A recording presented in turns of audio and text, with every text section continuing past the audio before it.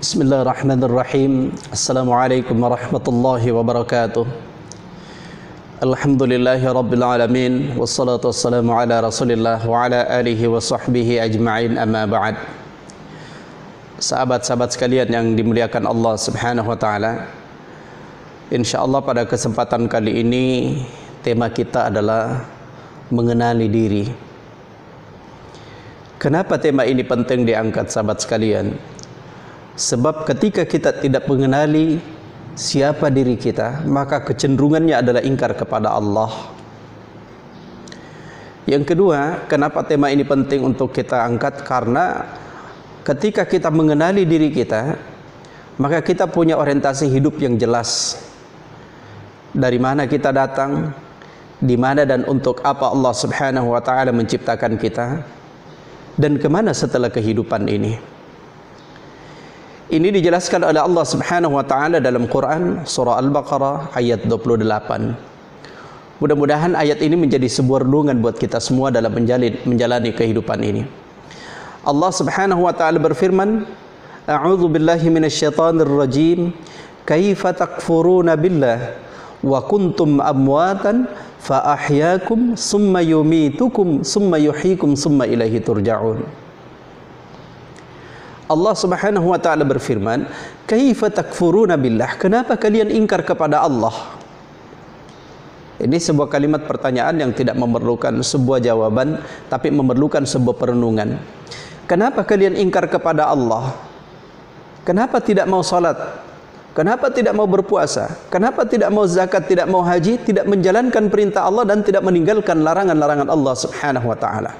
Allah berfirman. Jadi ini menunjukkan bahwa ketika kita tidak kenali diri kita, maka kecenderungannya adalah ingkar kepada Allah subhanahu wa ta'ala. Kemudian Allah subhanahu wa ta'ala menjelaskan dari mana kita datang. Wa kuntum amwatan, padahal kalian dulunya adalah benda mati. Allah subhanahu wa ta'ala berfirman dalam ayat yang lain, wa laqad khalaqnal insana min sulalatin min tin. Sungguh kami telah menciptakan manusia dari saripati tanah. Tanah adalah benda mati. Allah kemudian menciptakan kita dari setetes air mani benda mati.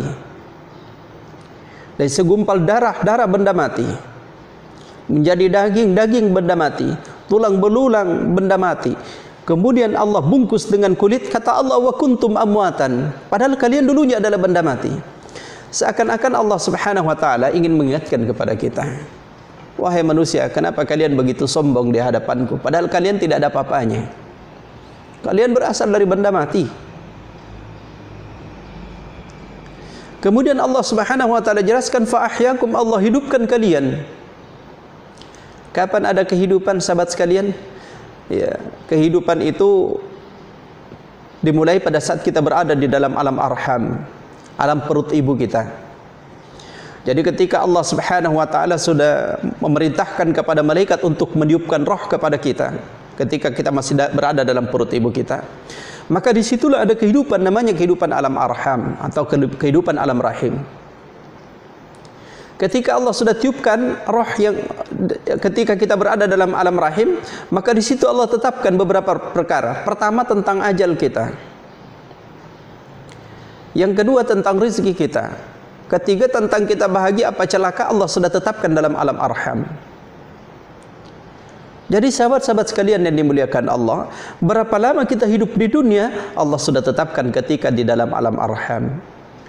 Makanya perlu disadari, hari berganti dengan pekan, pekan berganti menjadi bulan, bulan kemudian berputar menjadi 1 tahun. Itu menunjukkan bahwa umur kita di hadapan Allah semakin sedikit. Semakin kita dekat dengan sebuah pintu yang namanya pintu kematian. Makanya sahabat sekalian, tidak sepantasnya kalau misalnya ada orang ulang tahun terus nyanyi-nyanyi panjang umurnya, apa iya? Tiup lilin segala macam.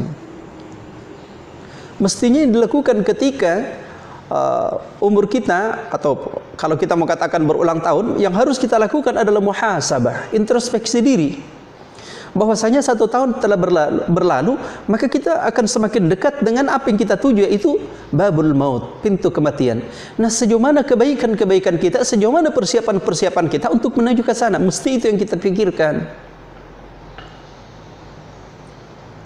Rizki sudah Allah tetapkan ketika kita berada di dalam alam rahim. Cuma tidak boleh kita bersifat fatalism, ya. Apa itu fatalism? Tinggal di rumah saja, tidak mau ikhtiar, tidak mau kerja, terus berharap rizki dari Allah. Kalau ada orang tinggal di rumah saja, tidak ada ikhtiarnya, berharap rizki dari Allah subhanahu wa ta'ala, ya itu istilah orang Bugis, lo ande teco, mau makan tidak mau kerja. Jadi kalau dalam Al-Quran Allah berikan, coba perhatikan bagaimana firman Allah subhanahu wa ta'ala, fa idza qudiyatis salatu fantashiru fil ard. Apabila kalian telah selesai menunaikan salat, bertebaranlah kalian di permukaan bumi. Cari karunia Allah, cari rizkinya Allah subhanahu wa ta'ala. Masya Allah. Istilah A'agim itu menjemput rizki. Jadi kita tidak tahu di bumi mana ini Allah tetapkan rizki kita. Kalau tinggal di rumah kita nggak mungkin akan mendapatkannya. Maka sahabat sekalian, meskipun qadar daripada rizki itu, ya itu sudah Allah tetapkan, tapi kita tidak tahu di mana, kapan itu rizki yang Allah subhanahu wa ta'ala akan berikan kepada kita. Maka perlu ikhtiar. Bahagia apa celaka, Allah sudah tetapkan dalam alam arham, tapi itu semua adalah rahasia Allah subhanahu wa ta'ala. Nah sahabat sekalian yang dimuliakan Allah, setelah melewati proses alam arham, kita lahir ke dunia ini. Misinya apa kita lahir ke dunia atau diciptakan oleh Allah ke dunia ini? Perhatikan firman Allah subhanahu wa ta'ala dalam Al-Quran, wa ma khalaqtul jinna wal insa illa liya'budun. Saya tidak menciptakan jin dan manusia kecuali untuk beribadah kepadaku. Jadi perhatikan, misi kita, tujuan penciptaan kita adalah dalam rangka mengabdi kepada Allah, beribadah kepada Allah. Tentu saja ibadah ini jangan difahami secara sempit, ya. Hanya ibadah ritual saja atau ibadah mahdoh saja, salat, puasa, zakat, haji. Ya memang itu adalah ibadah mahdoh, ibadah ritual. Tapi pahami ada juga ibadah-ibadah ghairu mahdoh, ya, atau disebut dengan muamalah.